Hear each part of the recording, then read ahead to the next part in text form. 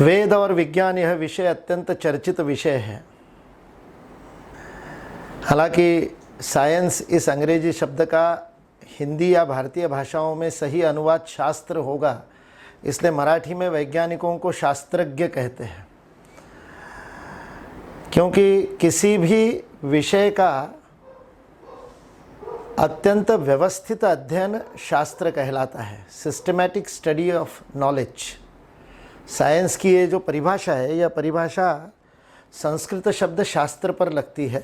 संस्कृत में विज्ञान शब्द का, विज्ञान शब्द का कुछ अलग अर्थ है। हिंदी में हम साइंस के लिए विज्ञान शब्द प्रयोग करते हैं, इसलिए जीव विज्ञान, भौतिक विज्ञान यह शब्दावली भी प्रयोग करते हैं। लेकिन संस्कृत में विज्ञान शब्द का अर्थ, ज्ञान और विज्ञान जब शब्द प्रयोग होता है संस्कृत में, वेद में, उपनिषद में, भगवद गीता में, तो उसका अर्थ विशिष्ट होता है, पारिभाषिक होता है, टेक्निकल होता है। इसलिए आज जिसे हम नेचुरल साइंसेस या प्राकृतिक शास्त्र कहते हैं, वह वेदों का विज्ञान नहीं है। वेदों में विज्ञान या उपनिषदों में जिसको विज्ञानमय आत्मा कहा है, वह एक अत्यंत विशिष्ट शब्दावली है। इसलिए मैं भी प्रयत्नपूर्वक शास्त्र शब्द का ही प्रयोग करने का प्रयत्न अपने व्याख्यान में करूंगा। सारी सृष्टि एकत्व पर आधारित है, यह भारत की जीवन दृष्टि है। यह एकात्म जीवन दृष्टि ही वेद दृष्टि है। विश्व में जो कुछ भी विविधता, जो कुछ भी नानात्व, जो कुछ भी भिन्न भिन्न हमको दिखाई दे रहा है, उसके पीछे एक शक्ति कार्य कर रही है। इस शक्ति को, जो सब में व्याप्त होते हुए सबको शक्ति देने का कार्य करती है, उसी का संस्कृत में नाम है ईश। ईशत्वम, इस शब्द का ही अर्थ है प्रत्येक को और शक्ति प्रदान करना, अस्तित्व प्रदान करना। इसलिए जब हम ईश्वर कहते हैं तो उसका अर्थ ही होता है जो सब में विद्यमान है। जो ईश्वर नहीं है उसके लिए सब शब्द है नश्वर है, नाशवान है, नष्ट होने वाला है। जो कुछ भी भौतिक है, जो कुछ भी जड़ है, जो कुछ भी जगत में है, जो कुछ भी संसार में है, वह नश्वर है। उसमें ईश्वर के होने के कारण ही उसका अस्तित्व है। यह एकत्व का सिद्धांत, यह एकात्मता का सिद्धांत वेद का मूल सिद्धांत है। यह जीवन दृष्टि, यह एकात्म दृष्टि जब हम जीवन के विभिन्न आयामों में लागू करते हैं तो हमको एक विशिष्ट प्रकार से जीवन को देखने को मिलता है। और यही काम आज के आधुनिक साइंसेस के साथ में वेद की एकात्म दृष्टि से उनको समझने का जब हम प्रयत्न करते हैं तो हम एक अलग दृष्टि प्राप्त होती है। यही निकोला टेस्ला के साथ हुआ, यही हेज़ेनबर्ग के साथ हुआ, यही एनरिको फर्मी, ओपेनहाइमर और श्रोडिंगर के साथ में हुआ। उनको जब किसी न किसी भारतीय मनीषी के संपर्क में आने के कारण यह एकात्म दृष्टि प्राप्त हुई, तब उनके आधुनिक साइंस की तरफ देखने का दृष्टिकोण भी परिवर्तित हो गया। और यही कारण था कि उन्होंने फिजिक्स के, क्वांटम फिजिक्स के, जहाँ चेतना का स्पर्श नहीं था, ऐसे साइंटिफिक थ्योरीज को इस चेतन तत्व से समझ करके एक अलग दिशा दी। और 19वीं शताब्दी के अंत में और 20वीं शताब्दी के प्रारंभ में यदि आधुनिक शास्त्रों में, फिजिकल साइंसेस में इस प्रकार के चमत्कारिक उद्घाटन नहीं होते तो आज हम जिस स्तर पर प्रौद्योगिकी के, टेक्नोलॉजी के पहुँचे हैं, वहाँ तक नहीं पहुँच पाते। इसलिए यह अत्यंत महत्वपूर्ण है। एक बहुत बड़ा सामान्य व्यक्ति के जीवन में भ्रम रहता है जो साइंस और टेक्नोलॉजी को साथ साथ देखता है। हमारे प्रशासनिक रूप में केंद्र सरकार में और राज्य सरकारों में department of science and technology एक साथ है, विज्ञान और प्रौद्योगिकी एक साथ है। इसलिए विज्ञान और प्रौद्योगिकी को एक साथ समझने की भूल, दोनों को एक ही समझने की भूल सब लोग कर लेते हैं। चौधरी सर यहाँ पर बैठे हैं जिन्होंने बीटेक और एमटेक किया है, तो उनका स्पेशलाइजेशन, उनकी विशेषता टेक्नोलॉजी में है। उनकी विशेषता यह प्रौद्योगिकी में है, तकनीक में है, तंत्र में है। हम इसको भी विज्ञान या शास्त्र, आधुनिक साइंस मान करके चलते हैं। इसलिए जब युवाओं से चर्चा करते हैं तो वो कहते हैं साइंस ने ही तो मोबाइल दिया, या आज अंतरताने पर इंटरनेट पर बात कर रहे हैं। ये वेबिनार, जाल संगोष्ठी, मैं इसको हिंदी में कहता हूँ, ये जाल संगोष्ठी या वेबिनार हम कर रहे हैं, तो ये भी तो आधुनिक साइंस की देन है, यह आधुनिक टेक्नोलॉजी की देन है। इसके पीछे का विज्ञान, इसके पीछे का शास्त्र, आधुनिक साइंस, यह बेतार संवाद, बेतार संचार, वायरलेस कम्युनिकेशन, जिसका प्रारंभ रेडियो वेव्स के खोज से हुआ, और अब विश्व मान गया कि जगदीश चंद्र बसु ने मार्कोनी से पहले रेडियो वेव्स की खोज की थी। उससे पूर्व जो बेतार संदेश होते थे वो असंभव लगता था, तार के बिना कैसे होगा। एडिसन ने, थॉमस अल्वा एडिसन ने जब टेलीग्राम की टेक्नोलॉजी विकसित की और मोजर कोड के साथ में कड़कट टकट के द्वारा उन्होंने सारे 26 अल्फ़ाबेट्स को और प्रसारित करना प्रारंभ किया, तो वो अपने आप में एक बहुत बड़ा, और संचार के अंदर एक बहुत बड़ी क्रांति उसकी टेक्नोलॉजी में आई। किंतु ग्राहम बेल के द्वारा टेलीफोन का, तार के द्वारा संचार का, टेलीफोन का और अन्वेषण करने के बाद में संचार के माध्यमों में एक अलग दृष्टि उत्पन्न हुई। किंतु सबसे बड़ा संचार माध्यमों में जो क्रांति का काम हुआ है, वह क्रांति का काम रेडियो फ्रीक्वेंसी, रेडियो वेव्स के कारण हुआ, क्योंकि उसके द्वारा बिना तार के, बेतार, वायरलेस कम्युनिकेशन संभव हुआ। तो ये खोज तो 19वीं शताब्दी के अंत में हो गई थी।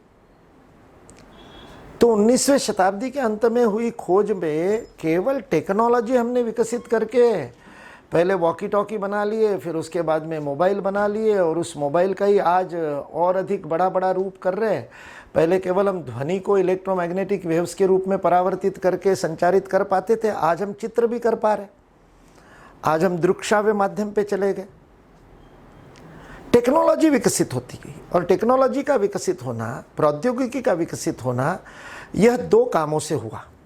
पूरे गत 200 वर्ष का, यदि 200-250 वर्ष का इतिहास या 400 वर्ष का, 17वीं शताब्दी से यदि हम आधुनिक विज्ञान का, आधुनिक शास्त्रों का, फिजिक्स, केमिस्ट्री, बायोलॉजी आदि का यह इतिहास यदि हम देखते हैं, तो जो भी विकास हुआ टेक्नोलॉजी का, प्रौद्योगिकी का, मैं विज्ञान पर, शास्त्र पर बाद में आऊँगा, साइंस पर, वह विकास दो कारणों से हुआ। या तो युद्ध के लिए हुआ या व्यापार के लिए हुआ।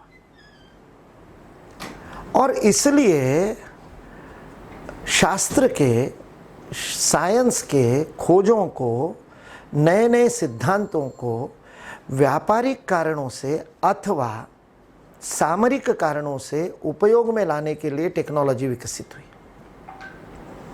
इसलिए बौद्धिक संपदा बहुत पहले पश्चिम में शुरू हुआ। जगदीश चंद्र बसु और मार्कोनी की भी लड़ाई पेटेंट को लेकर के ही हुई थी, और जगदीश चंद्र बसु को पीछे इसलिए रखा गया इतने वर्षों तक। अभी 4 वर्ष पूर्व ये माना अंतर्राष्ट्रीय समुदाय ने कि जगदीश चंद्र बसु की खोज ये मार्कोनी से पहले हुई थी। उससे पहले मार्कोनी को ही रेडियो वेव्स का जनक माना जाता था, इटली का मार्कोनी। और इसका कारण एकमात्र था कि जगदीश चंद्र बसु की जो भारतीय जीवन दृष्टि थी, जिसको वैदिक जीवन दृष्टि भी कह सकते हैं, जो सर्वे भवन्तु सुखिना के सिद्धांत पर आधारित थी, तो जब उनकी खोज के लिए किसी कंपनी ने उनको ये कहा कि आप अपनी बौद्धिक संपदा हमको बेच दीजिए और इतने करोड़ रुपया उस समय आपको हम देंगे, तब जगदीश चंद्र बसु ने कहा, मैं खोज जो करता हूँ वो मानवता के कल्याण के लिए करता हूँ, ज्ञान की अभिवृद्धि के लिए करता हूँ। धन कमाने के लिए नहीं करता, इसलिए अपनी खोज को बेचने से उन्होंने मना कर दिया। और यदि वह उसको पब्लिक में, उस पेटेंट को पब्लिक पेटेंट के रूप में सार्वजनिक बिना लाभ के घोषित कर देते, तो उन कंपनियों का जो बेतार संदेश में बहुत सारी इस प्रौद्योगिकी का उपयोग करके व्यापार करना चाहती थी, उनका नुकसान हो जाता, हानि हो जाती। इसलिए जगदीश चंद्र बसु को पीछे रख करके मार्कोनी को आगे किया गया। तो ये जो आईपीआर का, इंटेलेक्चुअल प्रॉपर्टी राइट का सारा खेल आज जो विश्व में चल रहा है, बौद्धिक संपदा का खेल जो चल रहा है, वो पिछले 200 वर्षों से चल रहा हुआ खेल है। और सारी प्रौद्योगिकी का जो विकास इसके कारण मात खाता है। मैं फार्मा में या औषधि शास्त्र में बहुत अधिक इस विषय को नहीं जाना चाहूँगा, लेकिन औषधि शास्त्र के विषय में यदि आप जाएंगे तो इतना भयावह हमको इस आईपीआर का स्वरूप, बौद्धिक संपदा का स्वरूप इतना भयावह दिखाई देता है कि अनेक मानव के जीवन को हानि पहुंचाने वाले रोगों के उपचार केवल इसलिए डिले किए जाते हैं, इसलिए उनको विलंब किया जाता है क्योंकि उसके आईपीआर के ऊपर कंपनियों के बीच में लड़ाइयाँ चलती हैं। कैंसर जैसे, एड्स जैसे, और अभी तो हम कोरोना से लड़ रहे हैं, इसीलिए यह जाल संगोष्ठी कर रहे हैं। इस कोरोना के पीछे भी व्यापारिक तंत्र हो फार्मा का तो मुझे आश्चर्य नहीं होगा, और कभी पता भी नहीं चलेगा उस षड्यंत्र का। इतना मानवता के साथ घिनौना खेल करने वाला व्यापार भी टेक्नोलॉजी में चलता है, तंत्रज्ञान में चलता है, अभी भी चलता है, पहले भी चलता रहा, बहुत 200 वर्षों से चल रहा है। इसलिए जो टेक्नोलॉजी हमारे सामने आती है, उस टेक्नोलॉजी के पीछे बहुत सारे कारक होते हैं, और दो मुख्य कारक मैंने बताए, एक तो व्यापार और दूसरा युद्ध।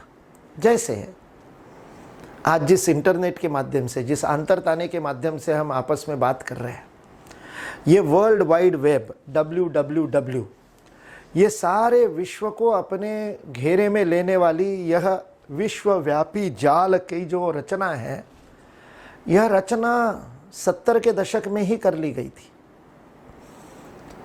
सर्न, CERN, सर्न नाम से एक बहुत बड़ी प्रयोगशाला है, स्विट्ज़रलैंड और फ्रांस के बॉर्डर पे यह है। आप सर्न यदि डालेंगे गूगल में तो आपको उस प्रयोगशाला की वेबसाइट, जाल स्थल मिल जाएगा। वहाँ पर जाकर के आप उसके फ़ोटो देखेंगे तो एक बहुत अच्छा फ़ोटो आपको मिलेगा। आज के विषय से जुड़ा हुआ है इसलिए मैं बता रहा हूँ। ये सर्न विश्व की सबसे बड़ी प्रयोगशाला है जहाँ पर बहुत महत्वपूर्ण और प्रयोग होते हैं।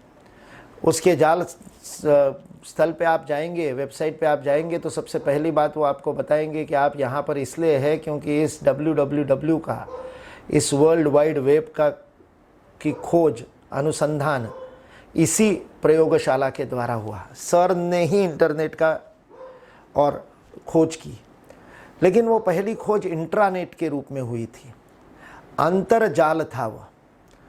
और पेंटागन ने, जो अमेरिका की जो सेना के लिए और रणनीति बनाने वाली संस्था है पेंटागन, उस पेंटागन ने यह कॉन्ट्रैक्ट, यह करार, यह ठेका सर्न को दिया था कि हमारी सेना के आपसी गुप्त संवादों को, संचार को, टेलीकम्युनिकेशन को गुप्त रखते हुए, लेकिन हम पूरे विश्व में फैले हुए अपने सेना के साथ, जल सेना, थल सेना, वायु सेना के साथ में, चूँकि अमेरिका 70 के दशक तक सारे विश्व में अपना सामरिक वर्चस्व प्रस्तुत कर चुका था, रशिया के साथ उसका बोलबाला चल रहा था, स्पेस के अंदर, अंतरिक्ष के अंदर यह बहुत बड़ी प्रतिस्पर्धा चल रही थी, और अगले अंतरिक्ष में अगला युद्ध होगा, इस प्रकार की बातें चलती थी। उस समय उस बात के लिए यह माया नगरी का निर्माण किया गया सर्न लेबोरेटरीज द्वारा। 15 वर्ष तक यह मायाजाल केवल और केवल अमेरिकी सेना के हाथ में था, विश्व में किसी को पता नहीं था। और युद्ध के अपने संदेशों का आदान प्रदान करने के लिए इसका उपयोग होता था। 80 के दशक में, 85 के आसपास, 84-85 के आसपास पेंटागन को ध्यान में आया इसका जितना सामरिक उपयोग है उससे बड़ा इसका व्यापारिक उपयोग हो सकता है, और तब इंट्रानेट को इंटरनेट के रूप में विश्व के सामने प्रस्तुत किया गया और आज ये सारा इतना बड़ा मायाजाल फैला हुआ है जिसका भाग बन करके आज हम परोक्ष होते हुए भी प्रत्यक्ष संवाद कर पा रहे हैं। सामरिकता के लिए खोज हुई, व्यापार के लिए प्रसार हुआ, आज भी वही चल रहा है। ये प्रौद्योगिकी की कहानी है। साइंस की कहानी कुछ और है। साइंस सत्य को समझने का प्रयत्न था, प्रामाणिक प्रयत्न, बिल्कुल मन से निष्ठा से किया गया प्रयत्न था। वह प्रयत्न भारत में भी हुआ, पश्चिम में भी हुआ।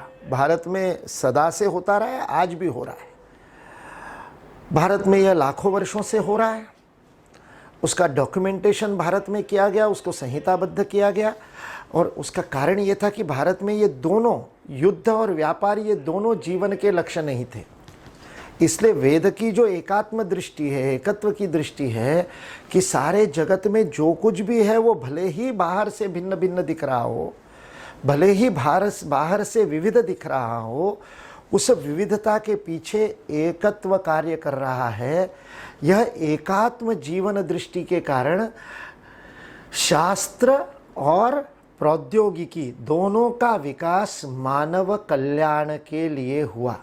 ये बात बहुत समझने की आवश्यकता है। बेनिवोलेंट साइंस एंड टेक्नोलॉजी, कल्याणकारी शास्त्र एवं प्रौद्योगिकी, यह भारत की विशेषता है।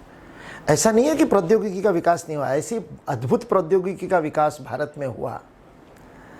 वेद के पर आधारित, शास्त्रों पर आधारित, वेद से निकली हुई गणनाओं पर आधारित, वेद के विभिन्न अंगों से निकली हुई गणनाओं पर आधारित इतनी अद्भुत प्रौद्योगिकी, जिस भी क्षेत्र में आप हाथ डालिए, संचार के क्षेत्र में हाथ डालिए, आप निर्माण के क्षेत्र में हाथ डालिए, आर्किटेक्चर जिसको कहते हैं, वास्तुशास्त्र के क्षेत्र में हाथ डालिए। हिस्ट्री चैनल ने एक कैलाश मंदिर के ऊपर, जो मुंबई के पास में हमारे वहाँ पर एलिफेंटा केव्स जिसको कहते हैं, वहाँ पर है, एलोरा में, वेरूल में, वो उनके ऊपर हिस्ट्री चैनल ने डॉक्यूमेंट्री बनाई और वो एक पाषाण में, एक शिला में कोर करके बनाया हुआ वो अद्भुत जो मंदिर है, और ऊपर से नीचे कोरते हुए, यानी कलश से कोरना शुरू किया और फिर नींव की तरफ गए। विश्व में ऐसा अजूबा दूसरा नहीं है। वो तो हमारे इतिहास को जिस प्रकार से विकृत रूप से प्रस्तुत किया जाता है, उसके कारण केवल ताजमहल अजूबे के रूप में स्वीकार है। ऐसे तो ताजमहल से कई गुना अधिक जिसमें आर्किटेक्चरल आश्चर्य है, ऐसे हमारे पास में अजूबे हैं। मैंने कैलाश मंदिर का उदाहरण इसलिए दिया क्योंकि हिस्ट्री चैनल कहता है पूरा उन्होंने दिखाया और दिखाने के बाद अनेक आधुनिक और शिल्प शास्त्रियों से बात करके, आधुनिक वास्तुशास्त्रियों से बात करके, देश विदेश के अनेक आर्किटेक्ट्स के इंटरव्यू लेने के बाद वो हिस्ट्री चैनल कहता है कि ये सारे लोगों का निष्कर्ष ये है कि ये जो मंदिर बना हुआ है यह मनुष्य द्वारा निर्मित हो नहीं सकता। तो उन्होंने उस डॉक्यूमेंट्री को, आप यदि यूट्यूब पर उसको, हिस्ट्री चैनल की डॉक्यूमेंट्री को खोजना चाहे तो एलिफेंटा केव्स के नाम से नहीं मिलेगी आपको उसको खोजना पड़ेगा। एक विचित्र नाम उन्होंने दिया, उन्होंने उसको नाम दिया alien technologies of ancient India. प्राचीन भारत की एलियन मतलब किसी परक ग्रह से आए हुए लोगों से बनाई हुई ये प्रौद्योगिकी है, क्योंकि मनुष्य के पास आज भी आधुनिक सारे संसाधनों का, यंत्रों का उपयोग करते हुए इस प्रकार के मंदिर का निर्माण करना असंभव है, ऐसा वो हिस्ट्री चैनल पे आए हुए विशेषज्ञ कहते हैं। और ये केवल कैलाश मंदिर नहीं है, ये तो उनको समझ में आया, उन्होंने लिया इसलिए। ऐसे कितने मंदिर हैं, ऐसे कितने मंदिर हैं जिनके अंदर अद्भुत और ऐसी शिल्पकला हमको दिखाई देती है जो आधुनिक यंत्रों के द्वारा। अब केदारनाथ मंदिर देखिए, आज भी केदारनाथ के उतने ऊपर 14,000 मीटर के ऊपर उस ऊंचाई पर इतने बड़े बड़े शिलाखंड ले जा करके और उसको शीशे और लोहे को पिघला करके एक दूसरे से जोड़ने वाला तंत्र, क्रेन नहीं है उस समय, कितने 1200 साल पहले जब बना वो मंदिर, बद्रीनाथ का कोई भी देखिए आप, केवल मंदिर के निर्माण की बात नहीं, वो मंदिर ही क्यों बनाए हमारे लोगों ने, क्योंकि व्यापार और युद्ध हमारे लिए जीवन का केंद्र नहीं है, हमारे लिए जीवन का केंद्र है ईश्वर। इसलिए हमारी कलाएं, हमारे शास्त्र, हमारा व्यापार भी ईश्वर केंद्रित है। इसलिए भारत में सब कुछ आध्यात्मिक है, हर चीज के पीछे अध्यात्म है। वही एकात्म दृष्टि, वही सर्वे भवन्तु सुखिना की दृष्टि, वही भद्रमिच्छन्त ऋषया भद्रम पश्येभिः शृणुयाम, सारे विश्व का भद्र देखने वाली, भद्र यानी कल्याण, भद्र यानी अच्छा। एकमात्र दुनिया का ऐसा देश है, ऐसी संस्कृति है, ऐसा धर्म है जो ये नहीं कहता कि मेरे भगवान को मानने वाले का ही भला हो।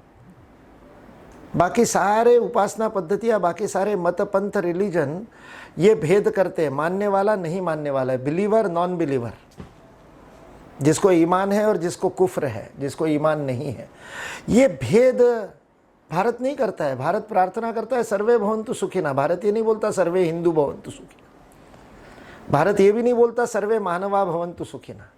हमारी तो प्रार्थना है औषधय शांति, वनस्पतय शांति, पृथ्वी शांति, आप शांति, समस्त सृष्टि के कल्याण की कामना करने वाली यह संस्कृति है।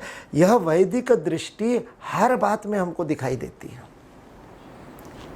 पश्चिम में हर बात के लिए लड़ना पड़ा, गैलीलियो को बेचारे को लड़ना पड़ा, कोपरनिकस को लड़ना पड़ा, हेलियोसेंट्रिसिटी के लिए कि सूर्य हमारी ग्रहमाला का, हमारी इस पूरे पृथ्वी के जगत का केंद्र है और पृथ्वी उसके चारों तरफ घूमती है।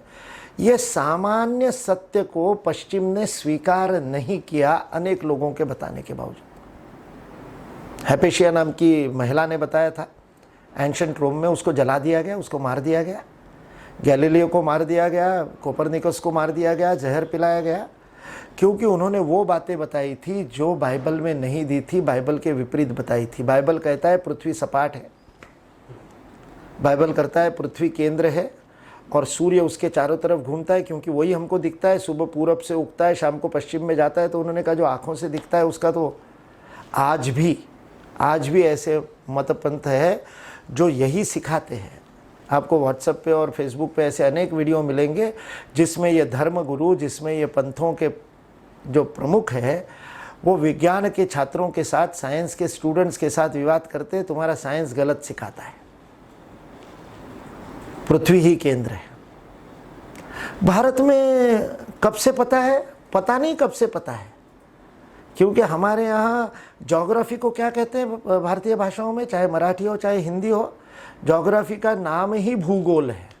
तो भूगोल है, पृथ्वी गोल है, ये भारत को अनादिकाल से पता था। और केवल पृथ्वी नहीं, समस्त ब्रह्मांड में जितने ग्रह तारे हैं वह सब गोल है, इसलिए उसको खगोल कहा। ख यानी अंतरिक्ष, ख यानी आकाश, ख में जो पिंड है वह भी गोल है, इसलिए गुरु भी गोल है, मंगल भी गोल है, सूर्य भी गोल है। ये अद्भुत ज्ञान भारत को अनादिकाल से था, प्रारंभ से था। इसलिए कोई लड़ाइयाँ नहीं हुई, किसी को मारा नहीं गया, किसी को बताया नहीं गया।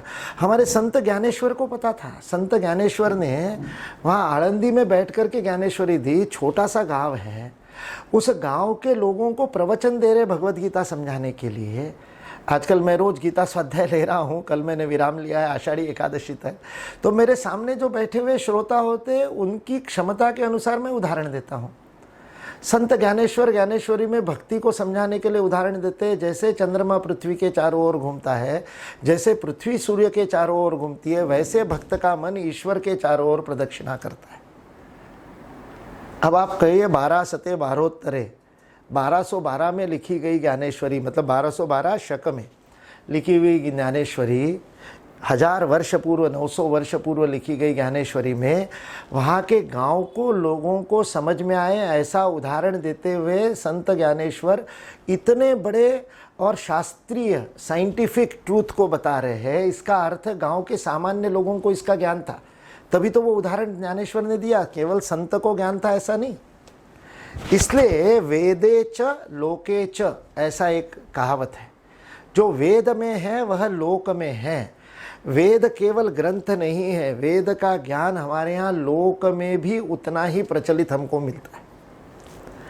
इसलिए आधुनिक जो शास्त्र है, नेचुरल साइंसेस है, चाहे फिजिक्स हो, चाहे केमिस्ट्री हो, चाहे बायोलॉजी हो, ये जिस सत्य के, जिस सृष्टि की घटना चक्र की खोज में लगे हुए हैं, उसको हमारे शास्त्रज्ञों ने, जिनको हम ऋषि कहते हैं, ऋषि वेर साइंटिस्ट्स, ऋषि वह शास्त्रज्ञ थे जिन्होंने सृष्टि के तथ्यों के गहन रहस्यों को खोज निकाला और हमारे सामने रखा। ये बड़ा मज़ेदार है। स्टीफन हॉकिंस की पुस्तक है brief history of time. Stephen Hawkins को आधुनिक काल का न्यूटन कहा जाता था। न्यूटन जिस चेयर पे थे उसी चेयर पे उनको भी रखा गया था, उसी चेयर के वो प्रोफेसर बने थे। उस स्टीफन हॉकिंस की पुस्तक है ब्रीफ हिस्ट्री ऑफ टाइम 90 के दशक में छपी थी। मैं 11वीं 12वीं में पढ़ता था, तब पहली बार मैंने उसको पढ़ा था, बाद में कई बार पढ़ा। और उसमें वो काल के बारे में और फिजिक्स क्या क्या कहता है वो बताते हैं और बड़ा सुंदर वर्णन करते हैं, और कैसे खगोल पिंडों का, दूरस्थ ग्रहों का, और ख़ास करके कृष्ण विवरों का, कृष्ण विवर है ना ब्लैक होल्स, और जो मृत तारे हैं, सुपरनोवा जिसको कहते हैं, ऐसे मृत तारों का अध्ययन करने के बाद आधुनिक एस्ट्रोफिजिक्स को जो अनेक तथ्य पता चले, उन सबको बता करके, और स्टीफन हॉकिंस ने वो पुस्तक लिखी है ब्रीफ हिस्ट्री ऑफ टाइम, काल का इतिहास। और उस पुस्तक में वो लिखते हैं कि फिजिक्स पहले पूरे के पूरे काल को एक रेखीय लीनियर मान करके चलता था, यानी कभी शुरू हुआ, बिग बैंग थ्योरी है वो, या कोई भी और अनेक थ्योरीज आई, वहाँ पर पृथ्वी, सारा ब्रह्मांड अचानक प्रकट हुआ, फिर 2 करोड़ वर्ष पूर्व सूर्य से पृथ्वी अलग हुई, फिर ठंडी हुई, और फिर वह भूतकाल है, वहाँ से अभी वर्तमान, और फिर भविष्य। ऐसी एक रेखा में लीनियर टाइम सेंस को देखता है। इस लीनियर टाइम के ऊपर आधारित है, और केवल फिजिक्स नहीं, उसके कारण हमारा इतिहास भी उस पर आधारित हो गया। हमारा राजनीति शास्त्र भी पश्चिम का, हमारा मतलब पश्चिम का राजनीति शास्त्र, पश्चिम का सोशियोलॉजी, सब लीनियर टाइम फ्रेम पर काम करते हैं। इसलिए ईसा से पहले, ईसा के बाद में लीनियर टाइम सेंस में हम देखते हैं। इसलिए वो ऋग्वेद का कालखंड तय करते समय उनको बड़ी कठिनाई हुई, क्योंकि ईसा मसीह के मुख से बताया गया कि 2000 साल पहले तो भगवान ने पृथ्वी बनाई। ईसा मसीह को होकर के 2100 वर्ष हो गए, तो 4000 साल पहले तो पृथ्वी बनी, 4000 साल पहले कुछ था ही नहीं। और जब मोहनजोदाड़ो और हड़प्पा में 7000 साल पूर्व और 8000 साल पूर्व के टेराकोटा और नगर मिलने लगे, तो ये आधुनिक इतिहासकारों को बड़ा कठिन हुआ कि इसको कैसे हम रिकंसाइल करें। लीनियर कंसेप्ट ऑफ टाइम के कारण ये समस्या थी। ब्रीफ हिस्ट्री ऑफ टाइम में स्टीफन हॉकिंस कहता है कि आधुनिक सारे घटना चक्रों का अध्ययन जब फिजिक्स करता गया, तब उसको पता चला कि space and time is not linear, it is spherical.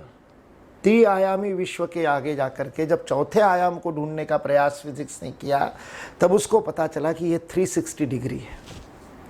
हमारे यहाँ तो प्रारंभ से ही काल को कालचक्र कहा गया, काल वृत्त नहीं कहा। It is not 2 dimensional goal. 2 dimension होता है तो उसको वृत्त कहते हैं। आप एक कागज़ के ऊपर गोल निकालिए, वो वृत्त है, लेकिन आप गेंद को हाथ में लीजिए तो वो गोल है, इसलिए भू गोल और ख गोल। तो काल चक्र गोल है, चक्र है, उसकी दोनों प्रकार की गतियाँ है। पृथ्वी अपने आप के तरफ रोटेट भी होती है और सूर्य के चारों तरफ चक्कर प्रदक्षिणा भी लगाती है। यह हमारे यहाँ सदियों से पता था। फिर मैं सदियों से कह रहा हूँ, तो मैं आधुनिक मन से पीड़ित होकर के कह रहा हूँ। भारतीय मन तो काल चक्र में देखता है सतयुग, त्रेता युग, द्वापर युग, उसके बाद कलयुग और फिर आएगा सतयुग। इसलिए ये काल पूरी तरह से चक्रीय तरीके से घूम रहा है। इसलिए कभी उत्पन्न हुआ और बाद में चला जाएगा, ऐसा नहीं। अभी जो सबसे आधुनिक फिजिक्स में जो सृष्टि के और निर्माण के ऊपर थ्योरी चल रही है, प्रोबेबिलिटी की थ्योरी चल रही है, ऑब्जर्वर बायस की थ्योरी चल रही है, वो थ्योरीज बताते हैं कि हम इन सारे बातों को एक वृत्त के रूप में देख सकते हैं। These many things are happening parallelly. मैं बहुत सरल सा उदाहरण देता हूँ। सूर्य के बाद सबसे निकट का जो पृथ्वी के पास का तारा है, वह तारा जो सुबह सुबह आकाश में दिखता है, वह तारा हमारी पृथ्वी से 3 प्रकाश वर्ष दूर है। 3 लाइट ईयर्स डिस्टेंस है उसका। इसलिए कल प्रातः खड़े होकर के यदि आप उस तारे को देखेंगे और उंगली दिखाएंगे, वो सेलेरॉन तारा है जो पृथ्वी के, नाम गड़बड़ हो सकता है मेरी स्मृति में, लेकिन वो पृथ्वी के बाद सबसे निकट, सूर्य के बाद सबसे निकट तारा है।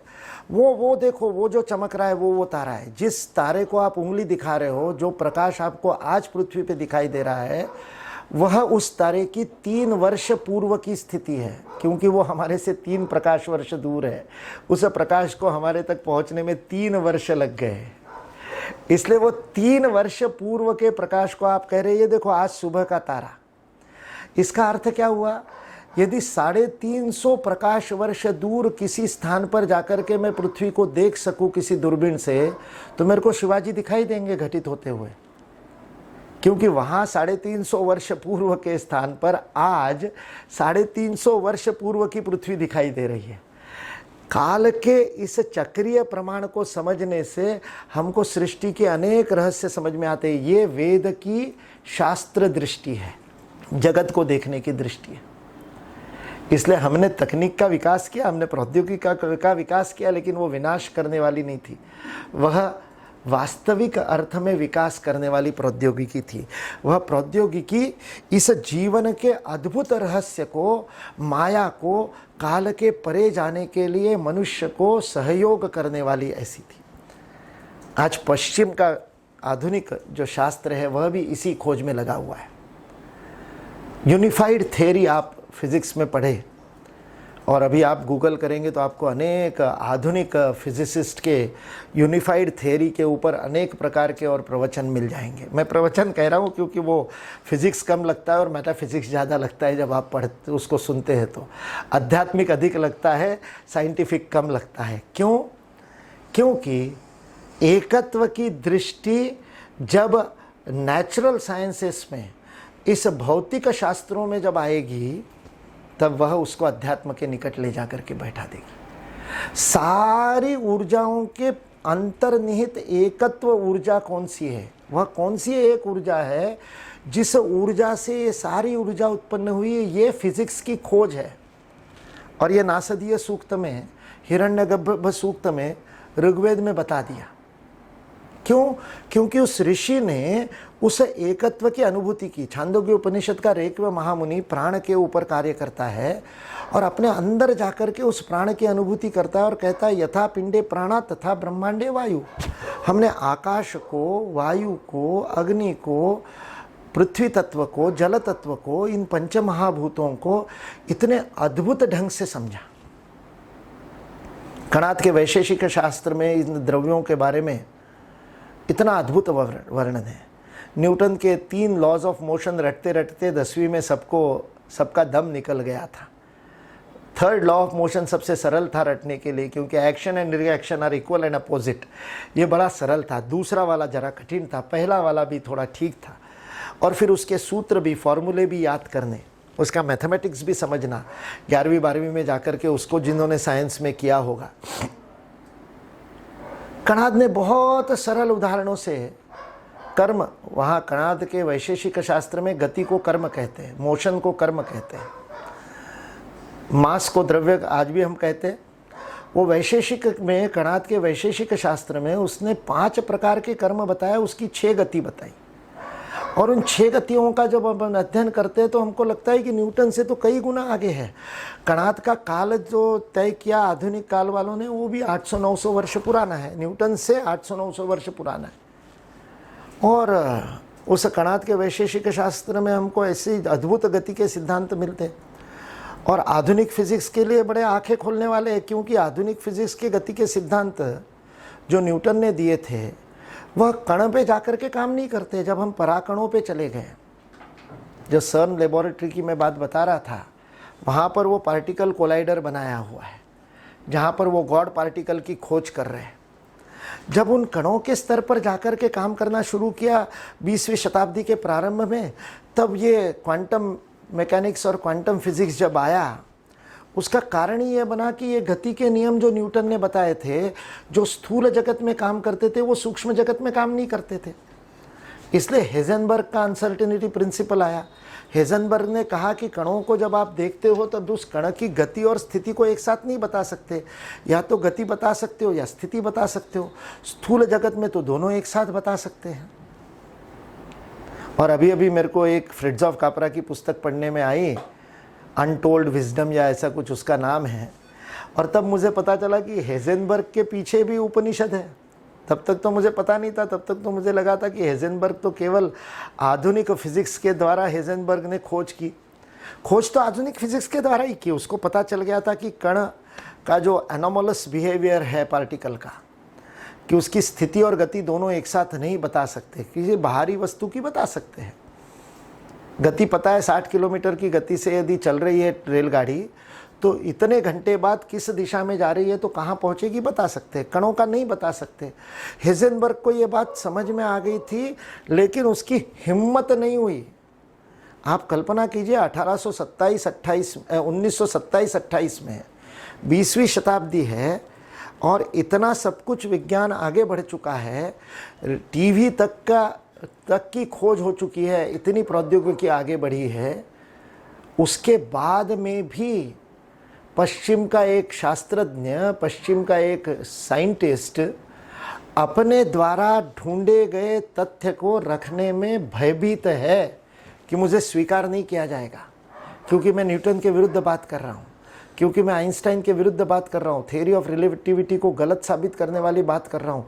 वो बड़ा परिचित है, बड़ा परेशान है, और इसलिए 2 वर्ष तक उसने अपना वो पेपर पब्लिश नहीं किया जिसमें उसने ये लिखा था कि कण की स्थिति और गति को एक साथ नहीं बता सकते। फ्रिट्जॉफ कापरा नाम के लेखक ने बहुत सारे अध्यात्म और फिजिक्स को लेकर के पुस्तक लिखी है। ताओ ऑफ फिजिक्स उसकी बहुत प्रसिद्ध किताब है। वेब ऑफ लाइफ भी उसकी एक बहुत अच्छी किताब है। उस फ्रिट्जॉफ कापरा ने हेजनबर्ग का इंटरव्यू लिया और वो इंटरव्यू इस अनटोल्ड विजडम में छापा है। और उस साक्षात्कार में हेजनबर्ग बताता है फ्रिट्जॉफ कापरा को कि मैं यदि भारत नहीं आता तो इस अनसर्टेनिटी प्रिंसिपल के पेपर को लिखने की मेरी हिम्मत नहीं होती। 1929 में 1929 में हेजनबर्ग गुरुदेव रविंद्रनाथ ठाकुर के निमंत्रण पर भारत आता है, शांति निकेतन में रहता है, गुरुदेव के साथ रहता है, उपनिषदों पे चर्चा करता है और उपनिषदों के अद्भुत शास्त्र को, उपनिषदों के अद्भुत साइंस को पढ़ करके, सुन करके, समझ करके अभिभूत होता है। और वो कहता है, I did not write this paper और publish this paper because I thought I am crazy and the world will call me crazy. लोग मुझे पागल कहेंगे इसलिए मैंने प्रकाशित नहीं किया था, वैज्ञानिक लोग। लेकिन जब मैं भारत में आया तो I saw the Upanishadic ideas, they were crazier than me. वो मुझसे भी अधिक और ऐसी विचित्र थी, और उससे मुझे शक्ति मिली और मैंने हेजनबर्ग के अनसर्टेनिटी प्रिंसिपल के पेपर को, हेजनबर्ग के अनसर्टेनिटी प्रिंसिपल के कारण इलेक्ट्रॉनिक्स डेवलप हुआ है। आज जितनी सारी प्रौद्योगिकी, इलेक्ट्रॉनिक प्रौद्योगिकी विकसित हुई है वो उसके कारण विकसित हुई। मैं कल्प के लिए तैयार किया हुआ त्रिमिति यानी त्रिगोनोमेट्री, ज्योमेट्री, यज्ञ की वेदियों को तैयार करने के लिए बनाए गए शूल सूत्र और उन सब की बात अभी नहीं करूँगा। ये सारी बातें आप लोगों ने सुनी होगी, नहीं सुनी होगी तो आपको अध्ययन करना चाहिए। यह आपका काम है, मेरा काम नहीं है। लेकिन वह गणित जो आर्यभट्ट का, भास्कराचार्य का, माधव का, पिंगल का गणित है, वह फ्रांस में आज भी पढ़ाया जाता है 8वीं के बच्चे को।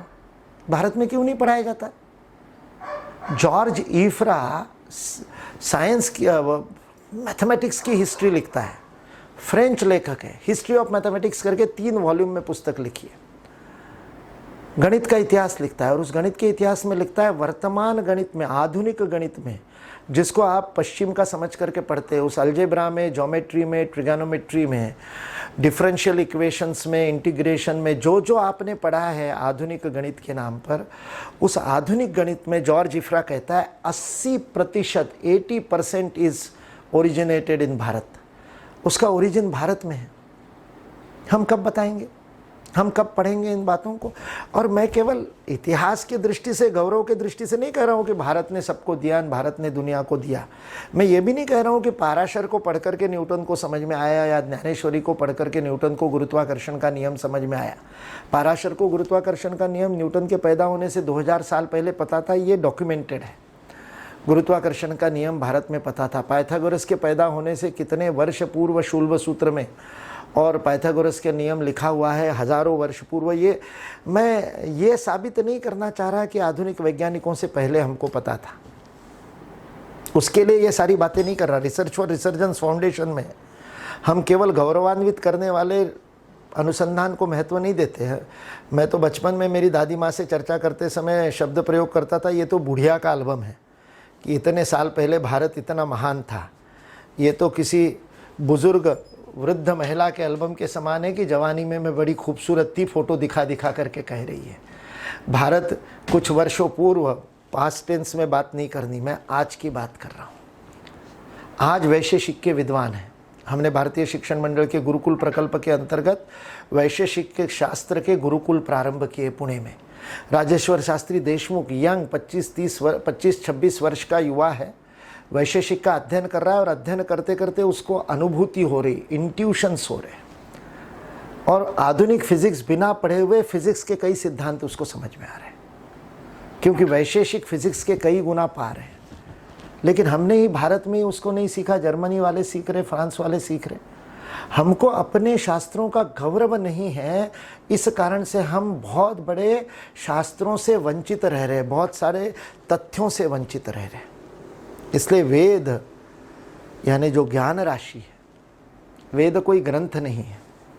सुभाष काक नाम के फिजिक्स के विद्वान हैं, आजकल अमेरिका में, कई वर्षों से अमेरिका में ही रहते हैं, NRI है, कश्मीरी पंडित है, अमेरिका की यूनिवर्सिटी में प्रोफेसर है। उनका पेपर मैंने 1993 में पहली बार उनका एक पेपर पढ़ा था। वो ऋग्वेद की पहली ऋचा पर था, अग्निमीडे पुरोहिता, जो ऋग्वेद की पहली ऋचा है। उस ऋचा का उन्होंने वाइब्रेशंस के आधार पर, फोनेटिक्स के आधार पर, उच्चारण शास्त्र के आधार पर उसके कंपनों का अध्ययन किया और उसके ऊपर रिसर्च पेपर लिखा। और अंत में उन्होंने उस रिसर्च पेपर के अंत में सारे वाइब्रेशंस, उसकी मात्राएं और किस प्रकार से पदाघात और प्राणाघात होते हैं, उसके सारे परमुटेशन कॉम्बिनेशन को फिजिक्स के वाइब्रेशंस के, ध्वनि के आधार पर और लिख करके अंत में उन्होंने लिखा, इट इज़ सो परफेक्ट, वो इतना सर्वश्रेष्ठ है, सर्वोत्तम है कि ये किसी पुरुष द्वारा, किसी व्यक्ति द्वारा नहीं रचा जा सकता। It can not be composed by human beings.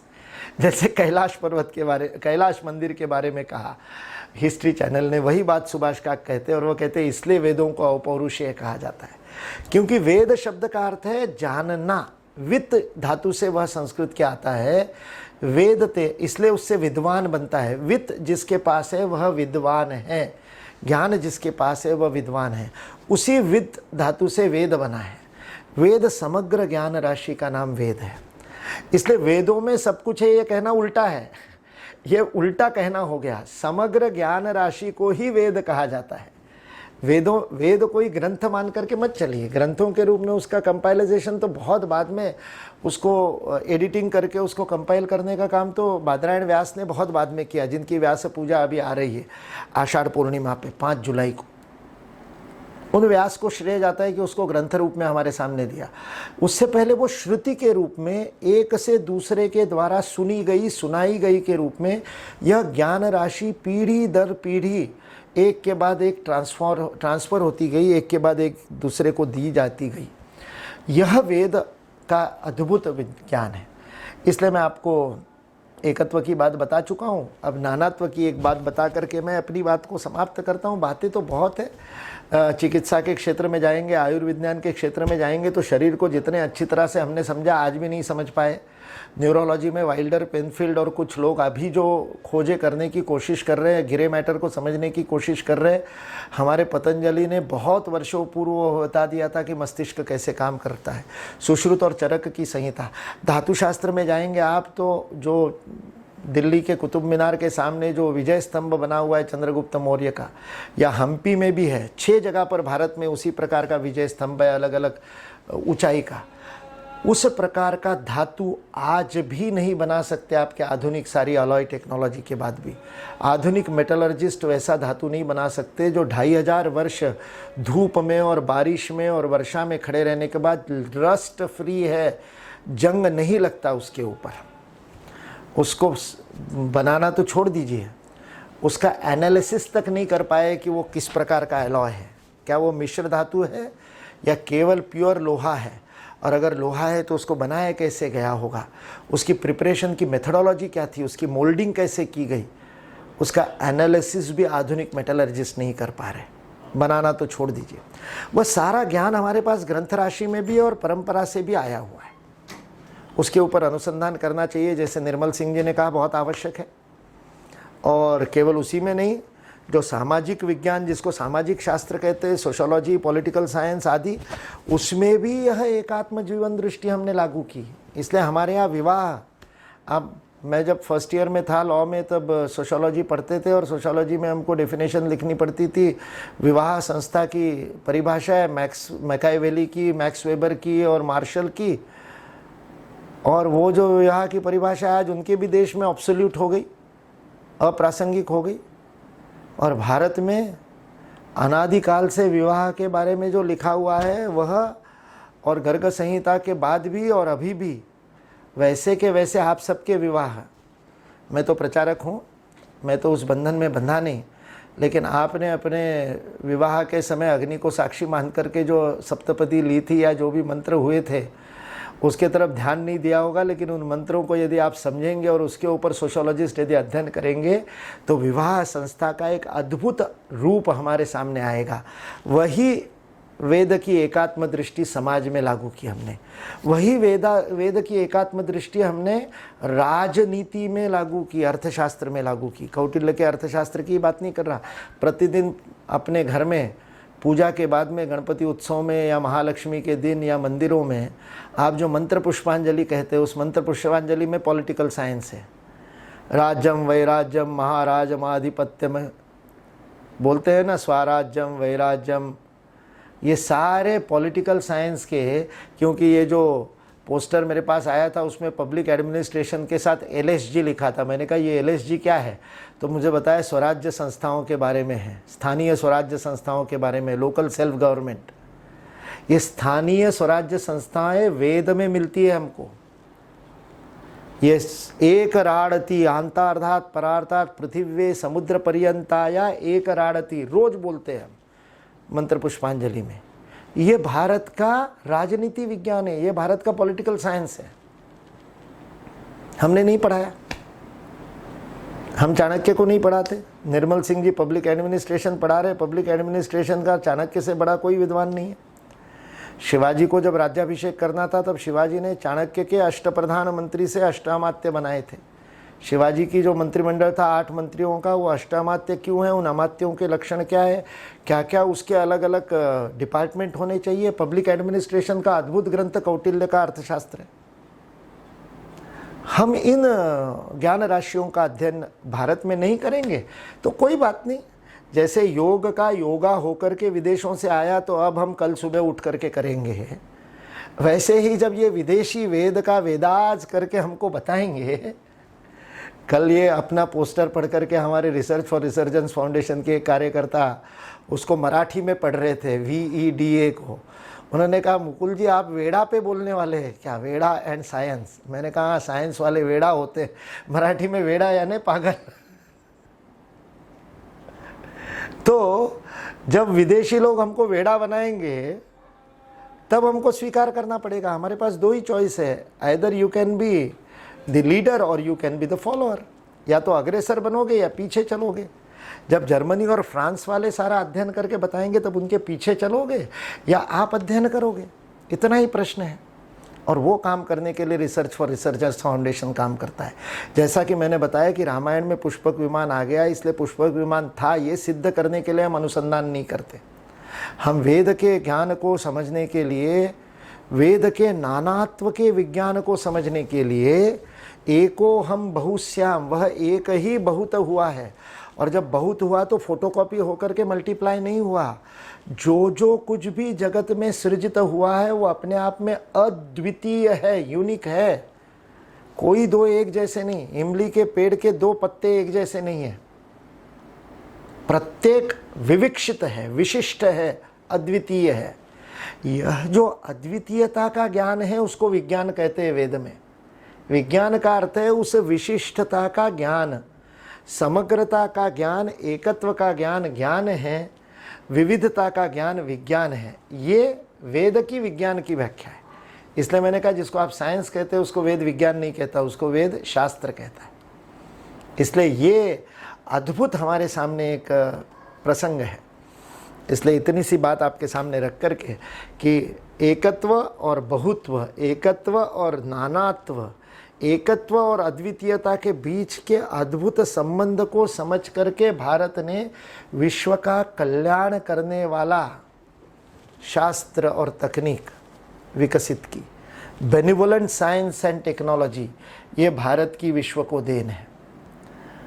Mahabharat में अनेक शस्त्रास्त्रों का वर्णन है, आग्नेयास्त्रों का वर्णन है, नारायणास्त्र, पाशुपतास्त्र। आप कल्पना कीजिए कैसे कैसे डिस्ट्रक्टिबल और ऐसे विनाशकारी शस्त्र हमने बनाए थे। लेकिन जब अंत में अश्वत्थामा ब्रह्मास्त्र चलाता है और उसका उत्तर देने के लिए अर्जुन भी ब्रह्मास्त्र चलाता है, उस समय वेद व्यास उसको रोकते हैं अर्जुन को, नहीं रे बाबा मत चला, क्योंकि ये दोनों ब्रह्मास्त्र भिड़ गए तो जो प्रकृति का विनाश होगा तुम समझ नहीं सकते। इसलिए तुम तो समझदार हो, अश्वत्थामा तो मूर्ख है, तुम समझो। ये बात बताते समय एक वाक्य ने मुझे, जब मैंने ओरिजिनल महाभारत संस्कृत में पढ़ी तब एक श्लोक ने मुझे एकदम आकर्षित किया। वेदव्यास कह रहे हैं ब्रह्मास्त्र के अलावा कोई भी दिव्यास्त्र, कोई भी अग्नेयास्त्र अवांछित हानि, कोलैटरल डैमेज नहीं करता है, प्रकृति का विनाश नहीं करता है। जिसके लिए भेजा गया उसी को मारता है। नारायणास्त्र तो ऐसा साइकोलॉजिकल अस्त्र था कि उस नारायणास्त्र से निकलने वाले अस्त्र केवल उसी व्यक्ति को मारते थे जिसके मन में शत्रुत्व का बोध हो। और इसलिए भगवान श्री कृष्ण ने जब नारायणास्त्र का और उपयोग किया, कर्ण ने, तब भगवान श्री कृष्ण ने कहा सबको कि आप पीठ फेर करके और युद्ध को बंद कर दो, शस्त्र छोड़ दो और पीठ फेर करके खड़े हो जाओ तो नारायणास्त्र आपको नहीं मारेगा। सारी सेना ने बात मारी। भीम अहंकारी था, बोले नहीं नहीं, तो फिर कृष्ण को भीम की गर्दन दबा करके उसको नीचे झुकाना पड़ा। नारायणास्त्र के सामने झुकना ही उपाय है। साइकोलॉजिकल वेपन, आज चीन के साथ साइकोलॉजिकल वॉरफेयर चल रहा है ना हमारा। चीनी चीज़ों पर जो बहिष्कार डाल रहे वो केवल आर्थिक नहीं है, वो साइकोलॉजिकल वॉरफेयर है। जब 130 करोड़ लोग उठ करके खड़े होकर के चीन को बताएंगे कि हम तुमको एक पैसा नहीं देने वाले, तो चीन के ऊपर जो मनोवैज्ञानिक दबाव बनेगा, उस समय ऐसे अस्त्र बने थे। लेकिन वो कह रहे ब्रह्मास्त्र के अलावा कोई भी अस्त्र प्रकृति की हानि नहीं करता। आप कल्पना करो, इको फ्रेंडली वेपन्स, ये महाभारत बता रहा है। ये भारत की कल्याण दृष्टि है साइंस एंड टेक्नोलॉजी के पीछे की। आज हम हमारे भले के लिए जो प्लास्टिक की कुर्सी बना रहे वो भी प्रकृति का विनाश कर रही। उस समय विनाश के लिए बने हुए अस्त्र भी प्रकृति का नाश नहीं करते थे, प्रकृति प्रेमी थे, इको फ्रेंडली थे। ये भारत की दृष्टि है। इसलिए हम कहते हैं पुष्पक विमान था सिद्ध करने का रिसर्च मत करो। हम RFRF में कहते हैं रिसर्च करना है तो ये रिसर्च करो कि पाराशर के यंत्र सर्वस्व में जो वैमानिकी प्रकरण है, उस वैमानिकी प्रकरण में पुष्पक विमान का यंत्र कैसा था, उसका यदि डिज़ाइन दिया है और उसमें कहा है कि मर्क्यूरी जो लिक्विड और बड़ा भारी मेटल है, उस लिक्विड मेटल का उपयोग करके गायरोमीटर, भौरे का जो अपन भौरा खेलते हैं, उस गायरोमीटर के सिद्धांत का प्रयोग करके anti gravity force, centripetal force से तैयार किया था। अगर ये तत्व था पुष्पक विमान का, तो आज उसके ऊपर आधारित हम बोइंग और एयरबस नहीं बना सकेंगे इंडिगो के लिए और एयर इंडिया के लिए, लेकिन ड्रोन तो बना सकेंगे जो कैमरे को ऊपर उठा सके। और ऐसा ड्रोन इको फ्रेंडली होगा क्योंकि उसके अंदर लिथियम की या लेड वाली बैटरी नहीं इस्तेमाल की होगी, वह प्रकृति का विनाश नहीं करेगा। वह बिना ऊर्जा के, बिना इलेक्ट्रिसिटी के, केवल मर्क्यूरी के रोटेशन के कारण बिना खपत होने वाली ऊर्जा का उपयोग करके गायरोमीटर के सिद्धांत पर काम करेगा। तो रिसर्च फ्यूचरिस्टिक होना चाहिए, भविष्य की समस्याओं का उत्तर देने वाला रिसर्च होना चाहिए। पीछे से प्रेरणा लेनी है, पीछे से ज्ञान प्राप्त करना है, वर्तमान में खोज करनी और आगे अप्लाई करना है। पीछे वाले को बड़ा था, गौरवशाली था, भारत महान था, ये सिद्ध करने के लिए रिसर्च फॉर रिसर्जेंस फाउंडेशन नहीं करता है। आज विश्व की समस्याओं का समाधान करने के लिए हम RFRF में रिसर्च करते हैं। इसलिए वेदों के इस दृष्टि को, एकात्म दृष्टि को, सर्व कल्याणकारी दृष्टि को, सर्वे भवन्तु सुखिना की दृष्टि, सर्वाइवल ऑफ फिटेस्ट नहीं, सर्वाइवल ऑफ ऑल। हमारे यहाँ पंक्ति के अंतिम व्यक्ति को जो विकलांग है उसके लिए हम दिव्यांग शब्द दिया। आप कल्पना कीजिए, हम सर्वाइवल ऑफ द फिटेस्ट नहीं कहते, हम अनफिट के भी सर्वाइवल की बात करते हैं, अनफिट के भी रक्षा की बात करते हैं। इसलिए आधुनिक विज्ञान, आधुनिक व्यापार, आधुनिक सारा जो कुछ भी है उसके मूल में यह सर्वाइवल ऑफ द फिटेस्ट के लिए स्ट्रगल फॉर एग्जिस्टेंस करना, यह जो तंत्र है जिसके कारण व्यापार में भी जो फिट है वही रहेगा, जो फिट नहीं है वो कंपटीशन में चला जाए, ये बातें करते हैं। नहीं, भारत में नहीं चलेगा। भारत बहुजन हिताय बहुजन सुखाय का देश है, भगवान बुद्ध का संदेश है। भारत सर्वे भवन्तु सुखिना का देश है। भारत अयोग्य व्यक्ति को नकारता नहीं है, उसको भी योग्यता प्रदान करने का अवसर देता है। इसलिए वो अवसर देने वाला देश होने के नाते हम सर्वाइवल ऑफ द फिटेस्ट की बात नहीं करते, हम सर्वे भवन्तु सुखिना की बात करते हैं। सर्वे भवन्तु सुखिना पर आधारित आधुनिक शास्त्रों का, विज्ञान का, साइंस का रचना करना, ऐसी तकनीक की खोज करना, ये रिसर्च फॉर रिसर्जेंस फाउंडेशन का कार्य है। RTMNU के विद्वान जो साथ में जुड़े हुए हैं, उन सब से मेरा हाथ जोड़ करके करबद्ध प्रार्थना है। नागपुर RFRF का केंद्र है। IIT मद्रास के लोग यहाँ आकर के हमारे साथ अनुसंधान करते हैं। पूरे भारत की 80 यूनिवर्सिटीज़ के लोग हमारे साथ अनुसंधान करते हैं, हमको बुलाते हैं। मेरा अपना विश्वविद्यालय यदि RFRF के इस कार्य का यदि लाभ नहीं लेगा, हमारे डायरेक्टर जनरल निरी के वैज्ञानिक है डॉक्टर राजेश बिनीवाले, जो प्रकृति के पर्यावरण के ऊपर ही कार्य करते हैं, वो भी नागपुर विश्वविद्यालय की ही एलुमिनस है।